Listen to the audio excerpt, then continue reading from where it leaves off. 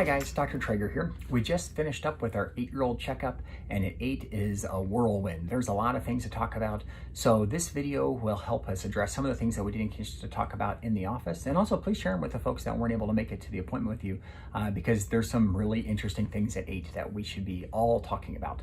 Okay, so first things first, from a growth and development point of view, school should be doing pretty good, should be progressing really good with math and reading and things like that. At this age, it is normal for kids to have some preferences. They prefer reading or they prefer math or things like that.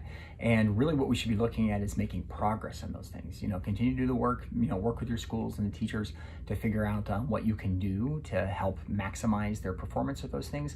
But if they are starting to get some issues, ask the school, hey, what can we be doing to help after school to get extra resources and things like that? Because some people struggle with those things. And if it really does seem like it's becoming a serious issue or the teacher has concerns, let us know, because we have some great resources as well about those things. Okay, so school, and with school, usually this is the age where the friend issues are coming up a lot more. So we should be developing relationships, good relationships with other kids. And we should be able to, say, I get along really good with this guy, I stay away from these guys, things like that. But bullies sadly do continue to come up from this point on. And so if there's issues at the school, talk with them about it, talk with your kids, find out who their friends are, what are their friends into. Those are kind of a big deal at this age. When we're on the computer, when we're on the tablet, phone, things like that, screens, make sure we're supervising that stuff pretty closely, okay? They should not be doing this alone in their own room. They should be in a public place where everyone should see. And if you're playing some of those online video games, let's make sure that we're monitoring the content of those things as well. Strangers can talk to you on those things sometimes, so make sure that those safety settings are set up appropriately. Okay, self-responsibility, independence, still a big deal at 8. Okay, we're making progress on those things. They should be able to get dressed, brush your teeth, wash your face and hands, do things like that on their own. And you still will have to check up on that a lot at this point. Okay, so like I mentioned at the beginning, friend safety friends is a big deal at this age. They're having some independence. They're probably playing at other kids' houses, a little more time away from you at 8.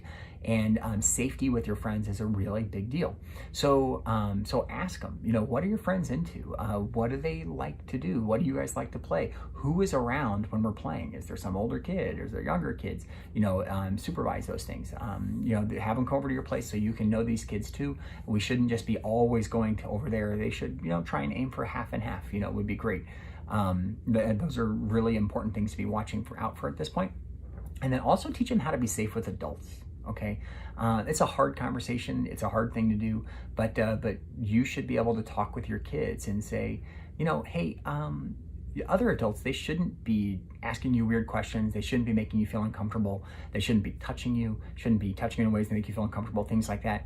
And they definitely shouldn't be asking you to be keeping secrets. I mean, that's just crazy. No adult would ever say, it's our secret and stuff like that. So this is the age, we should hopefully been talking about this beforehand, but at this age, we really need to have a frank discussion with them and say, hey, has anybody ever made you feel uncomfortable about this stuff? Ask them about it and talk with them. What happens if you're at a friend's house and something happens that makes you feel uncomfortable? How would you get a hold of me? What would you say? Okay, it is okay to do this. It's okay to say no, I need to call my parents right now, and they need to come and save you. Those are all things that you need to give them permission to do. No one should ever make them feel uncomfortable. This is also the age where we should talk about your home safety. Now, it is not my recommendation to leave your kids alone at this age. Some families will tell me that they do. My recommendation is no, okay? But you should be able to ask them, hey, what happens if there's a fire? How do you get out of this place? What would you do, okay? Have fire drills.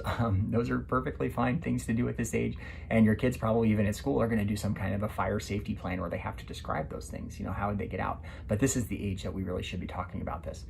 What would happen if mom and dad weren't in the house for some reason? Let's say they were being dropped off and they dropped them off at the door and they went inside and turns out mom and dad weren't there. What would you do? Those are scenarios that hopefully they never come up, but it's something that you want to ask about.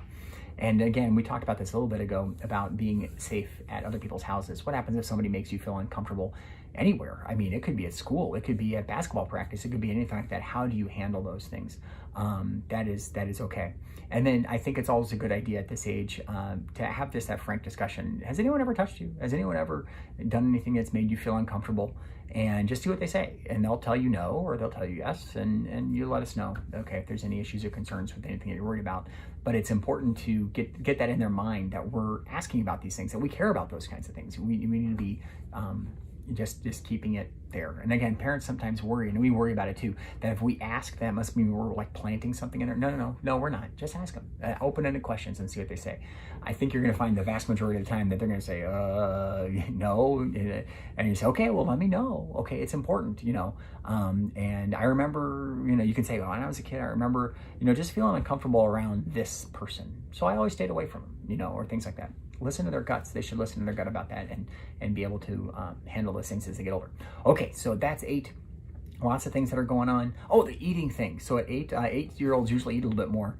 Teach them to self-regulate. Okay, eat when you're hungry, stop when you're not, and just be extra good with extra snacks, because it's like 8-year-olds, man, they usually eat more, but 9-year-olds, 10-year-olds, forget about it. I mean, they'll eat at house and home sometimes, but that's next. Okay, so we're going to talk about that next time. So we'll see you guys at 9, and let us know if you need anything, but we'll see you guys next year. Thank you so much.